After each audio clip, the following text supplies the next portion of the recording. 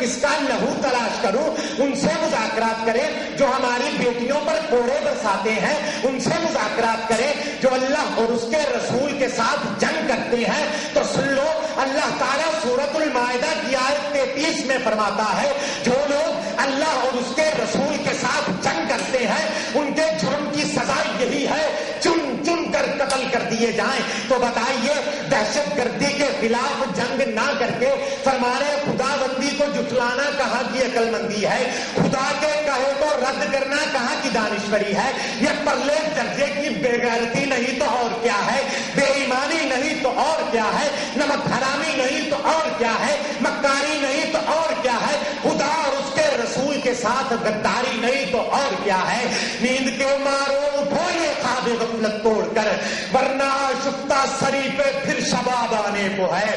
دھوپ اوڑو موم جسموں پر رہو گے کب تلک، سونے والوں اب تو سر پہ آفتاب آنے کو ہے۔ جناب سب، اب کوئی اس بات سے انکار نہیں کر سکتا کہ مذاکرات کرنے سے پہلے طاقت کا توازن پیدا کرنے کے لیے فوری طور پر جنگ لازم ہے۔ مذاکرات کا وقت گزر چکا، اب مذاکرات کی دعوت دینا دہشت گردوں کو طاقت حاصل کرنے کے لیے مزید وقت دینے کے مترادف ہے۔ اور اب جو اللہ کے دشمنوں کے خلاف جنگ سے بھاگے گا ذلیل و خوار ہوگا، کیونکہ اللہ تعالیٰ فرماتا ہے فَقَدْ بَاءُوا بِغَضَبٍ مِّنَ اللَّهِ وَمَأْوَاهُ جَهَنَّمُ، جو جنگ سے منہ پھیرے گا اللہ کے غضب کا شکار ہوگا، جہنم اس کا ٹھکانہ ہوگی۔ جناب صدر، ہاں دہشت گردی کے خاتمے کے لیے جنگ لازم ہے، کیونکہ دہشت گرد مسلم امہ سے الگ ہو کر اسے کمزور کرنے کے جرم کے مرتکب ہوئے ہیں۔ اور اللہ تعالیٰ فرماتا ہے جماعت کو مضبوطی سے پکڑو، جماعت پر اللہ کا ہاتھ ہوتا ہے۔ ترمذی شریف کی حدیث، حضور صلی اللہ علیہ وآلہ وسلم نے فرمایا جو جماعت کی شرازہ بندی کرے، جو جماعت کی شرازہ بندی کو منتشر کرے اس کا سر قلم کر دو۔ ہاں دہشت گردی کے خاتمے کے لیے جنگ لازم ہے، کیونکہ دہشت گرد فسادی ہیں، اور اللہ تعالیٰ سورۃ المائدہ میں فرماتا ہے جو دین میں فساد برپا کرتے ہیں قتل کر دو، سولی پر چڑھا دو۔ ہاں دہشت گردی کے خاتمے کے لیے جنگ لازم ہے، کیونکہ دہشت گرد غیر مسلم طاغوتی طاقتوں کے ایجنٹ ہیں، اور اللہ تعالیٰ سورۃ الانعام کی آیت 15 میں فرماتا ہے تمہارا ان کے ساتھ کوئی تعلق نہیں، یہ شیطان کے ساتھی ہیں۔ اس لیے حکم خدا بندی کی وجہ آوری کے لیے، اللہ کے دشمنوں کو صفائے ہستی سے مٹانے کے لیے جنگ لازم ہے۔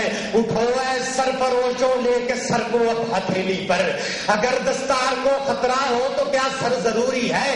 کرونا اس قدر بھی تم حفاظت زخم اپنے کی، یہ وہ ناسور ہے جس کے لیے نشتر ضروری ہے۔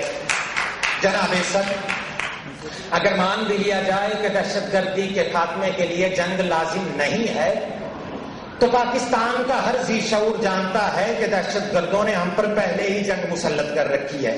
میرے مخالفین صرف اس بات سے اعتراف کرنے سے کتراتے ہیں، وہ چاہتے ہیں کہ بم دھماکے ہوتے رہنے چاہیے، معصوم عوام کو مرتے رہنا چاہیے۔ جناب صدر، ذرا سوچئے، وہ تکبر و نخوت کی مسند پر براجمان، انسانیت کے لاشے پر ٹانگیں پسارے اسلام کے دعوے دار ہمارے بچوں کی بوٹیاں نوچ رہے ہیں، ان کا خون پی رہے ہیں، ان کی ہڈیاں چبا رہے ہیں، اور حزب مخالف کے میرے بزدل دوست اب بھی خاموش ہیں، وہ تمہیں مدد کے لیے پکار رہے ہیں۔ کہہ خداوندی جوش میں آ کر کہتا ہے ما لکم لا تقاتلون فی سبیل اللہ والمستضعفین، ارے تمہیں کیا ہو گیا ہے؟ تم ان کمزور مردوں، عورتوں اور بچوں کے لیے کیوں نہیں لڑتے ہو جو کہہ رہے ہیں اے اللہ ہمیں ان ظالم درندوں سے بچا لو؟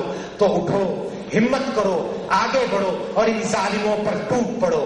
اگر تم نے ہمت کر لی تو ظلم مر جائے گا، دہشت ختم ہو جائے گی اور نیا نور سحر طلوع ہوگا۔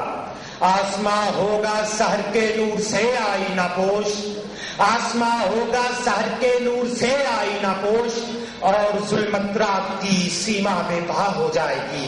شکریہ۔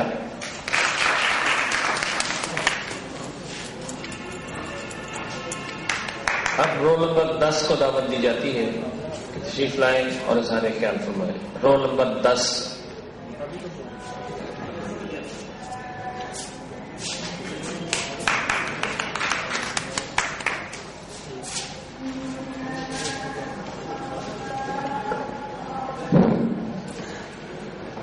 اعوذ باللہ من الشیطان الرجیم بسم اللہ الرحمن الرحیم. صدر ذی وقار